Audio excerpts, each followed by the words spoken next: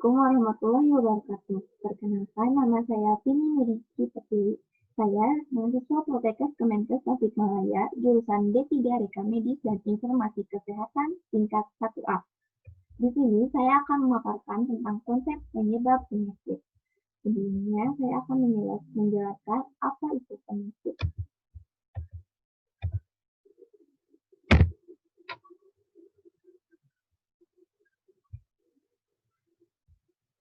Penyakit juga dikenal sebagai kondisi medis yang berhubungan dengan gejala dan tanda klinis tertentu. Suatu penyakit dapat disebabkan oleh faktor-faktor eksternal seperti patogen atau disfungsi internal. Sebagai contoh, disfungsi internal sistem imun dapat menghasilkan berbagai penyakit yang berbeda, di antaranya berbagai bentuk, defisiensi imun, hipersensitivitas, alergi, dan penyakit autoimun. Dan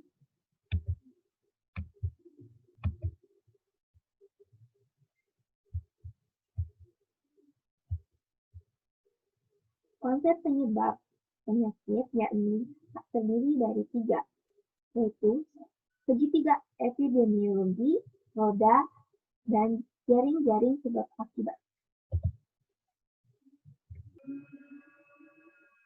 Yang pertama, segitiga epidemiologi.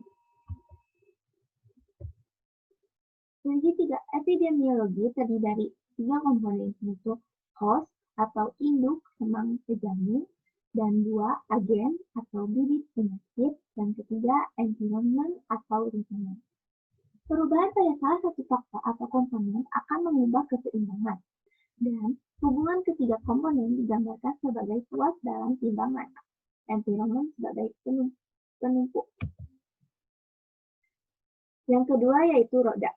Roda memerlukan identifikasi dari berbagai faktor yang berperan dalam timbulnya penyakit dengan tidak mementingkan pentingnya agen. Dan besarnya peran dalam masing-masing faktor bergantung pada penyakit yang bersangkutan.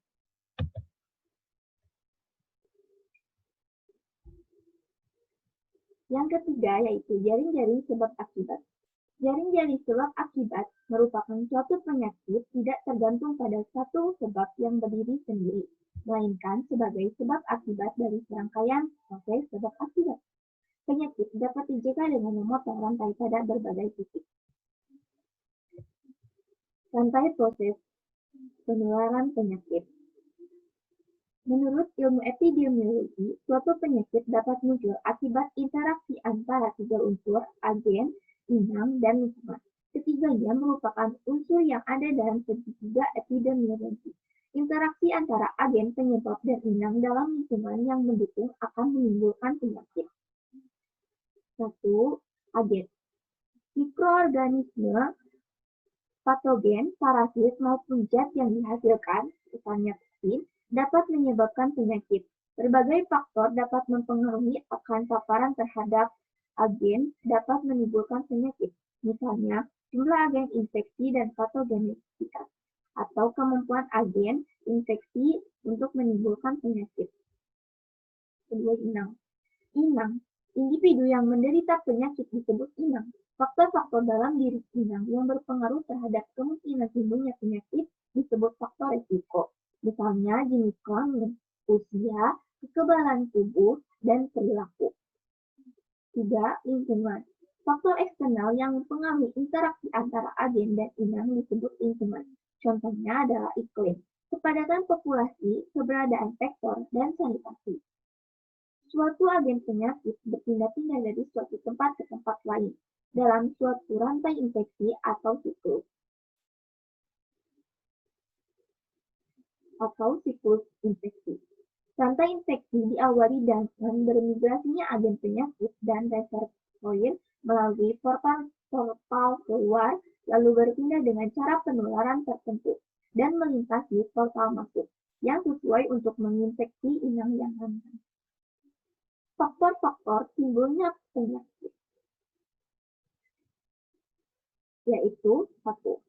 Faktor penjamu atau host adalah Semua faktor yang terdapat pada diri manusia yang dapat mempengaruhi terjadinya penyakit serta perjalanan suatu penyakit yang dibagi atas dua, yaitu 1. Faktor biologi, antara lain usia, jenis kelamin, status gizi, daya tahan tubuh, keturunan, dan ras. Kedua, faktor perilaku, yaitu status perkawinan, pekerjaan, dan kebiasaan hidup. Faktor kedua yaitu dari agen. Suatu substansi. Faktor kedua yaitu agen. Suatu substansi atau elemen tertentu yang kehadiran atau tidaknya dapat menimbulkan atau mempengaruhi perjalanan penyakit. Faktor ini meliputi golongan nutrien, misalnya protein, karbohidrat, vitamin, mineral, dan air. Yang kedua, golongan kimia, seperti zat kimia, logam berat, gas beracun, debu, dan lain-lain. Yang ketiga, golongan fisik, misalnya suhu, suara, kelembaban udara, tekanan udara, radiasi, dan lain-lain. 4. Golongan biologi, bakteri, virus, jamur, protozoa, dan lain-lain.